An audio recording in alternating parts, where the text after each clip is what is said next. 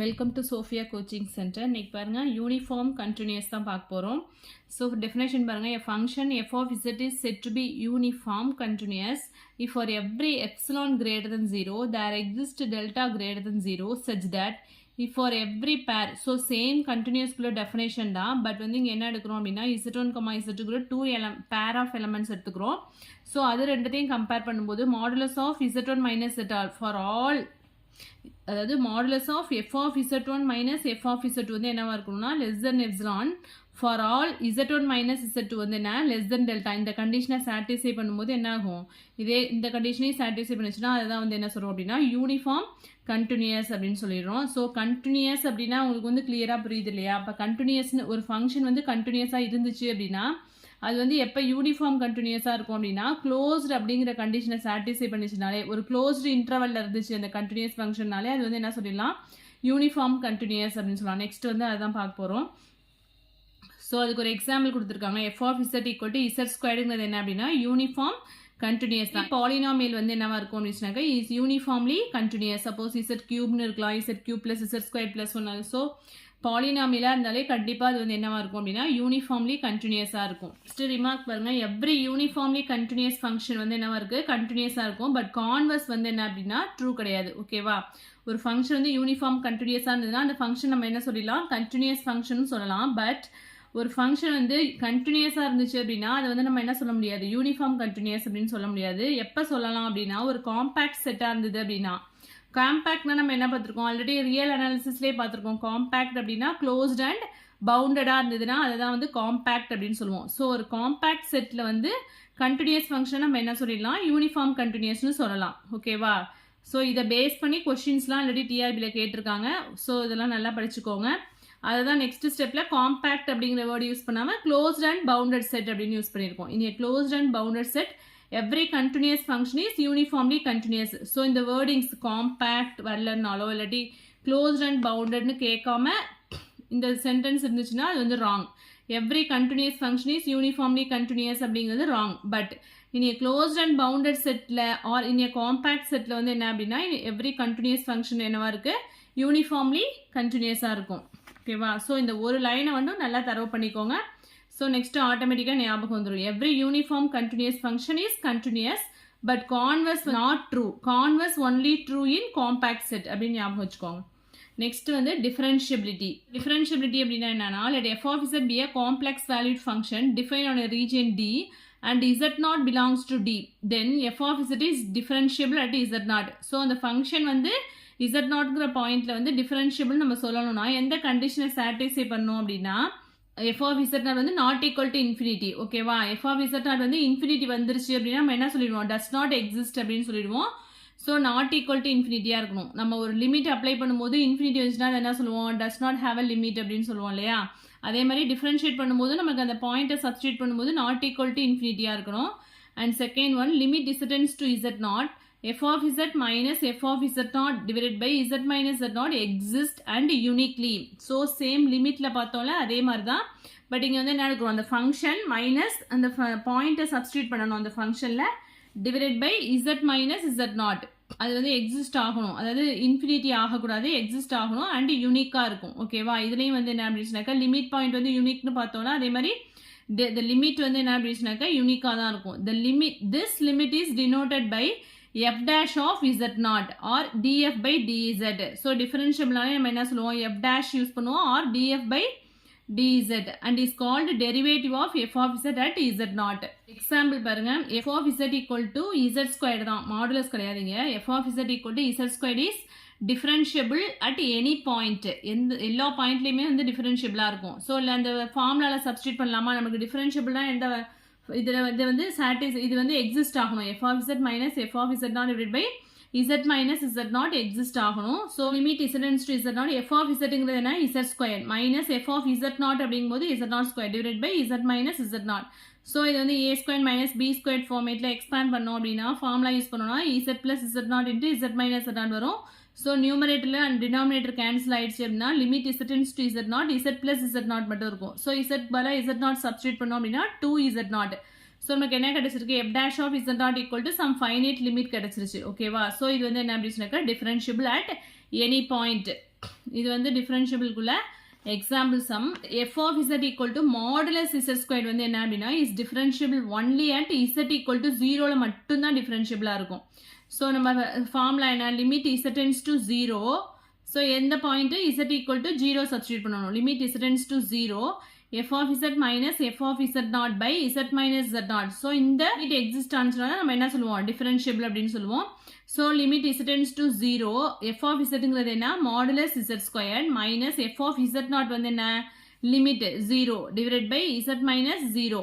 So modulus z ஸ்கொயர்னா நமக்கு என்ன தெரியும், x square plus y square. So இது so limit x square plus y square divide by இங்கே வந்து எக்ஸ் பிளஸ் ஐஒய்னு வரும். ஸோ நம்ம ஆல்ரெடி என்ன பார்த்துருக்கோம், X tends to 0 and Y tends to M X அப்படின்னு சப்ஸ்டியூட் பண்ணுவோமா. ஸோ இந்த ஸ்டெப்ஸ் புரியலன்னா இதுக்கு ப்ரீவியஸாக உள்ள வீடியோ வந்து பாருங்கள், அதில் கிளியராக எக்ஸ்பிளைன் பண்ணியிருக்கேன்.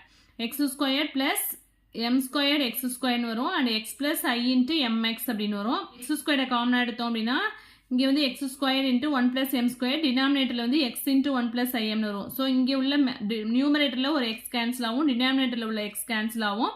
ஸோ நியூமரேட்டரில் ஒரு எக்ஸ் இருக்குது. ஸோ எக்ஸ் டேர்ம்ஸ் இருந்துச்சுனாலே அது வந்து என்ன, கண்டினியூஸாக இருக்கும் அப்படின்னு பார்த்துருக்கோம். அதே தான் இங்கே டிஃபரன்ஷியபிளாக இருக்கும் கண்டிப்பாக. ஸோ இங்கே எக்ஸ் டென்ஸ் டு 0 சப்ஸ்டியூட் பண்ணால் நமக்கு என்ன ஆகிடும், 0 into this term equal to 0. So ஒரு ஃபைனைட் லிமிட் கிடச்சிருச்சு இல்லையா, யூனிக் வேல்யூ நமக்கு கிடச்சிருச்சு.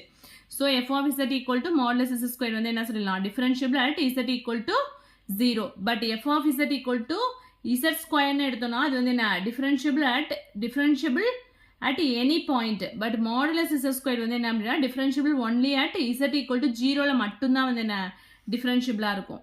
Next the function f of z equal to z bar is nowhere differentiable. இது ஒரு டிஆர்பி கொஸ்டின் தான். ஸோ z bar அப்படின்னா z ஓட கான்ஜுகேட் ஃபங்க்ஷன். ஸோ நமக்கு என்ன சப்ஸ்டியூட் பண்ணி பார்க்கணும், f of z minus f of z naught by z minus z நாட்டை சப்ஸ்டியூட் பண்ணுவோம். Limit z tends to 0. So இந்த ஸ்டெப்ஸ் புரியலன்னா ஆல்ரெடி இதுக்கு ப்ரீவியஸ் வீடியோவில் கிளியராக எக்ஸ்பிளைன் பண்ணியிருக்கேன், அந்த வீடியோ பாருங்கள். So f of z equal to z bar வந்து என்ன அப்படின்னாக்கா nowhere differentiable. இங்கே வந்து என்ன does not exist வந்துடுது, அதனால இது வந்து nowhere differentiable. Next f of z equal to real part of z வந்து என்ன nowhere differentiable. ஸோ இதுலேயும் வந்து லிமிட் எக்ஸிஸ்ட் ஆகாது, இமேஜினரி பார்ட்டும் வந்து லிமிட் எக்ஸிஸ்ட் ஆகாது, அதனால it's not differentiable at any point. The function f of z equal to imaginary z, அதாவது கண்டினியூஸ்க்கு நம்ம செஞ்சோம் இல்லையா, y equal to mxன்னு சப்ஸ்டியூட் பண்ணி சேம் அதே ஸ்டெப்ஸ் தான் இங்கேயும் ஃபாலோ பண்ணுறோம். The function f of z equal to imaginary part of z divided by modulus z, that is imaginary part of z என்ன வரும், y by x square root of x square plus y square அப்படின்னு வரும். So அது மாதிரி போட்டோம் அப்படின்னா is nowhere differentiable. அது இதுவும் வந்து டிஆர்பியில் கேட்ட question. And then f of z equal to root of modulus xy is not differentiable at z equal to 0.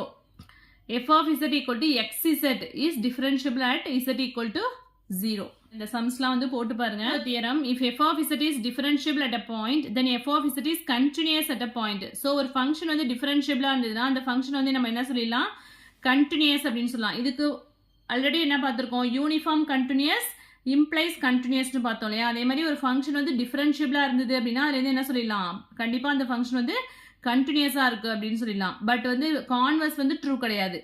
differentiable implies continuous. அதே இங்கே நோட்டில் கொடுத்துருக்காங்க பாருங்க. the converse part of the above theorem is not true.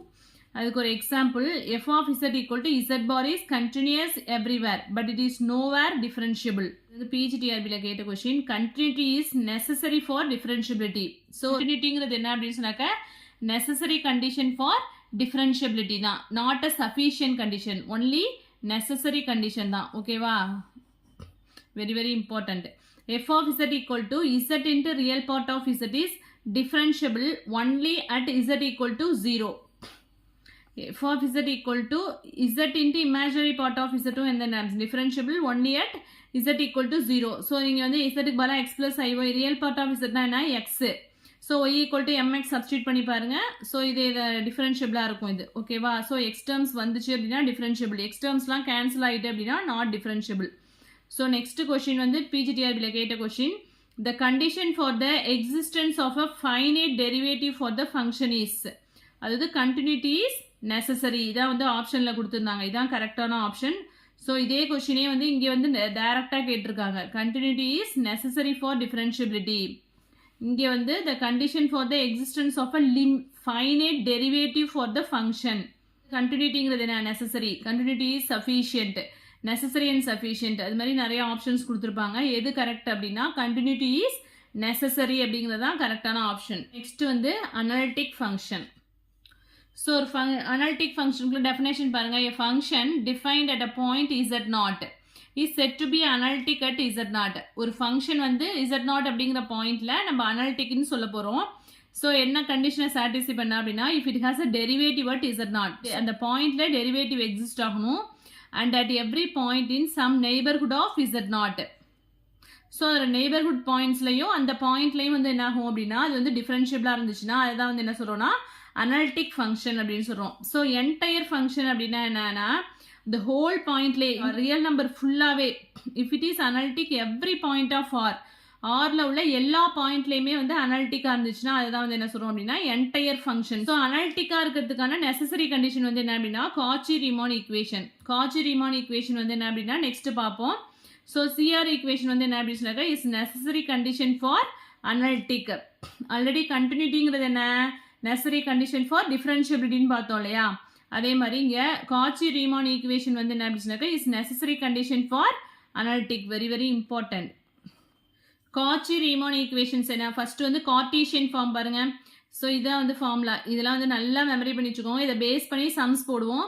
So U X equal to V Y and U Y equal to minus விஎக்ஸ்னு அதெல்லாம், இல்லாட்டி V X equal to minus U Y அப்படின்னு உங்களுக்கு எது வந்து கன்வீனியன்ட்டாக இருக்கோ அது மாதிரி படிச்சுக்கோங்க.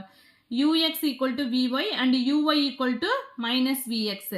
அண்ட் தென் இதே தான் வந்து இங்கே டோ யூ பை டோ எக்ஸ்னு எடுத்துருக்கோம் பார்ஷியல் டெரிவேட்டிவ். காச்சி-ரீமான் ஈக்குவேஷனின் போலார் ஃபார்ம். ஸோ இது வந்து கார்ட்டீசியன் ஃபார்ம் வந்து பிடிஎஸ் சிஸ்டம்ல ஒன் டைம் கேட்டிருக்காங்க.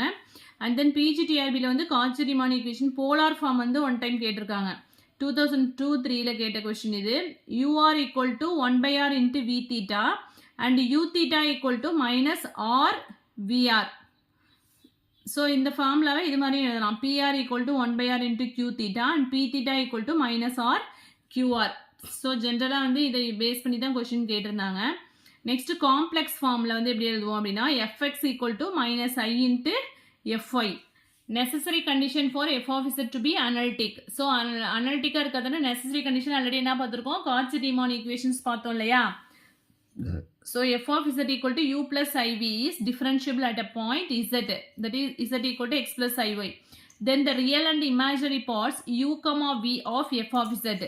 So இதில் real part எது u and imaginary part வந்து v, அதை தான் இங்கே சொல்லியிருக்காங்க.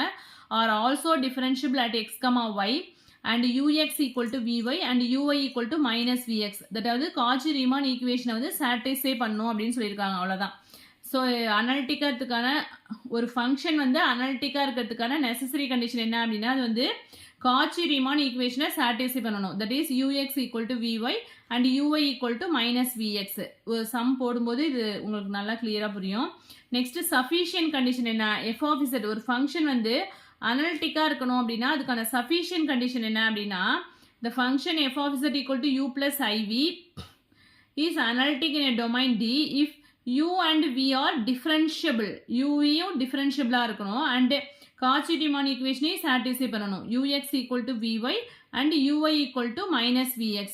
and then again என்ன சொல்கிறாங்கன்னா partial derivatives ux, uy, vx, vy இது எல்லாமே வந்து என்ன இருக்கணும்னா கண்டினியூஸாக இருக்கணும். ஓகேவா. ஸோ சஃபிஷியன்ட் கண்டிஷனில் வந்து இந்த கண்டிஷனை சாட்டிஸ்ஃபை பண்ணணும். ux, uy, vx, vy இது எல்லாமே வந்து கண்டினியூஸாக இருந்தால் தான் அது வந்து என்ன அப்படின்னாக்கா sufficient condition for analytic. Laplace ஈக்குவேஷன்லாம் வந்து நெக்ஸ்ட் வீடியோவில் பார்க்கலாம். தேங்க்யூ.